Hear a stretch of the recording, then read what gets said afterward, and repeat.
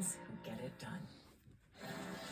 Welcome back. Top of the hour here on ESPN. We've got number 8 Tennessee coming your way in softball, baseball. Tennessee LSU at 6 o'clock. But we got to get you back out to what is happening here at Mortgage Matchup Center because UCLA's practice is about to wrap up as they get ready to take on South Carolina tomorrow. And as soon as this bracket moves out of the way, let's scoop right past it because we got some dance moves going on right now. UCLA, they promised us there would be dancing. Welcome back. And our team is going to wrap it up on this open practice and get ready for the national championship game.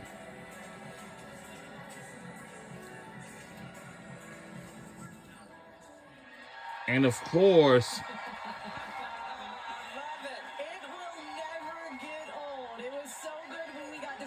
surprise the crowd with it at halftime. We got to see them dancing after the Elite Eight win in Sacramento, and now this team is poised to play for their first NCAA national championship. Lauren Betts, the ringleader of it all. But I'm going to tell you, 6'7", she had the most fun out there. I love Lauren Betts. She is a great role model for a lot of young women that have like low self-esteem, the confidence she exudes. I love seeing that from Lauren Betts. I'm trying to figure, sorry coach, are we about to get more dancing here? I'm trying to figure out what's happening. Go ahead, coach. Let me get out there. I was just going to ask if I could be excused. Making the tunnel for you to come through, it looks like. We'll see what they're able to do here. It's fun to see this team soak in the moment. We heard from Lauren Betts earlier, who looked around and addressed the crowd and gave them thanks for supporting. now the dancing fireball. Uh-oh. They got a choreography, the whole thing. The question is, when did you practice this? Because I know you as coaches, you got their days all locked in. You want them off their feet. They were like, we're ready for the moment just in case. They got a lot of grad students. They're not worrying about academics anymore.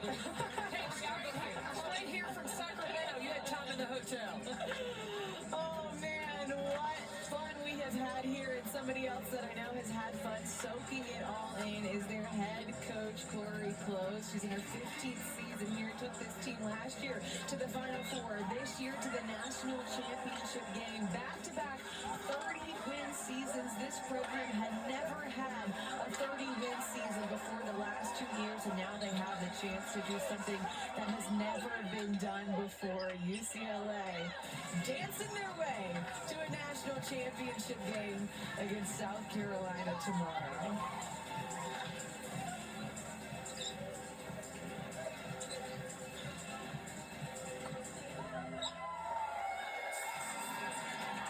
They said, all right, cut it. We got to save our feet and get ready. Save our legs for tomorrow. Lauren Betts soaking it all in with this team. Cannot wait to see them on the big stage tomorrow. But right now, we toss it out to Holly Rowe, who's standing by with head coach Corey Close. Well, Coach, you see the smiles on everyone's faces. Your players out here, so much joy when you watch this team. I know this has been a process for you. You said after last year you had to figure out how to balance the passion and the joy with the discipline of winning. How have you learned how to do that? Well, they've really taught me in a lot of ways, as they know how to. Head coach Corey Close joins the show. As Holly Rowe stands by, they've really been mature about that stands process, to so Corey they've earned Close. trust every step of the way. Even today, going into this, I was like, hey, there's a time to have fun and connect with our amazing women's basketball village, and then there's a time for business, and we're going to do both at a really high level. I know you will have a real practice after that to lock into the game plan, but you know, you talk about the chemistry of this team and earning trust. There is a heavy senior group for this team. How have the seniors really led the way? Well, they want it badly. They have relentless work ethic, and they really sacrificially give to each other. And when you're 6 seniors that are that accomplished, make those kinds of character choices, it trickles down to everybody else, including me. All right, you talk about character choices. I wanted to tell this story earlier, but you were mentored for more than a decade by one of the legends in basketball, John Wooden. Tell me about going to his house every other week for years and how he has prepared you to coach in a national championship game. Well, I think it's really where, I've really never worked under or been coached by a poor role model. I've had amazing ones, and obviously he's the most notable, but I've had so many amazing people that have poured into my life through basketball.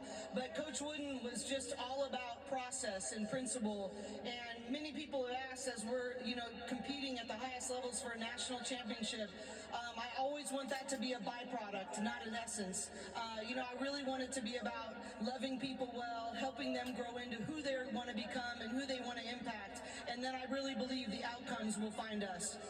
You've been so passionate, and every time we deal with you or interact with you, you say thank you for helping to grow the game. What do you want to say to these fans here who have shown up for your team for a practice, Coach? Yeah, I was blown away walking out here that this many people would come to connect with us.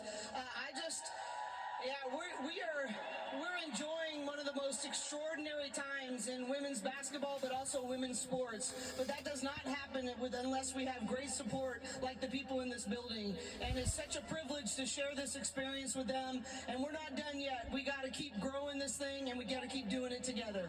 All right, we'll see you play for a national championship tomorrow. Thank you so much, Coach. Thank you, Holly. Appreciate you. Great stuff there from Holly with Corey Close as you see these players now going in and soaking in this moment with the fans. Corey Close talked about how much it means to her to see all of these fans in this building for practice. And it is a big deal here, what we've been able to see in the growth of women's basketball. Yeah, I think that both of these coaches now, as the time gets near, they're going to be playing for a national championship tomorrow. I think the coaches need to tell their team, listen, the preparation has been put into place. You know the plan. It is going to be important. Now I see Lauren Betts and some other of her players are signing autographs for the fans as well. Headlines. What will Monday morning look like?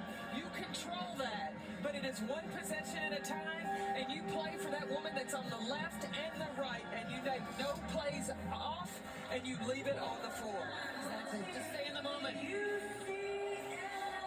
These teams going to stay in the moment tomorrow. Right now, Coach McGraw locked into the moment. She's all business right now as we get ready for this championship game tomorrow at 3:30. But there is more business for these teams. Take me through, what happens now? Because as you said earlier, Coach McGraw, you were locked in, all business, not able to eat, sleep. What do you have to do before the national championship? Well, they may have had their practice already, or maybe they're going to it right now, but they're going to be somewhere for an hour and a half in a closed gym where they can work on that press offense we were talking about and work on some other things with this scanner report from out of bounds plays and things like that. And then they'll go to their team meal, and then from there, they'll see, just have a relaxing night, curfew, collect the cell phones, get everybody off social media, and have a good sleep. I'm going to be real honest with you. I'm going to tell you what I did the night before. I had a glass of wine. I sat on the floor with my niece. I can't tell you that. But with my niece, and I played the game in my head from start to finish. And this is what's going to happen. We were playing Duke. They said, this is going to happen. And if we're not making shots, we're going to be behind. But this is going to be how we come back. This is who I need to step up. At the end of the game, if it comes down close, this is who I'm going to.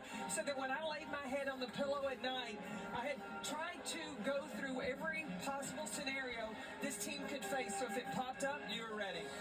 We went through some imagery before we beat Mississippi State in the final, but Niele Ivey led that. She had them all close their eyes and picturing things from when she was playing and what we expected to happen, and it was great. It was obviously successful. Visualizing the moment. It's a moment that South Carolina has been in before, trying to win their fourth national championship. UCLA trying to win their first. We cannot wait for this championship game tomorrow on ABC, coming to you live from Phoenix. It all starts at 3:30 with the game, but make sure you tune in before. Our crew will have you covered. A full hour-long pregame show at 2:30 Eastern Time, counting you down to the 44th National Championship game, this one between South Carolina and UCLA. Thanks for joining us here for our open practices with South Carolina and UCLA. What a season it has been, and it is not over yet. We started the Well, that is going to do it. And we'll see our teams at the national championship game. UCLA versus South Carolina. Who is going to win? Win the Natty. Better than UCLA's, but what will they be able to do on the court tomorrow? We'll see at 3:30 on ABC. We'll see you guys at the national championship game. On ESPN.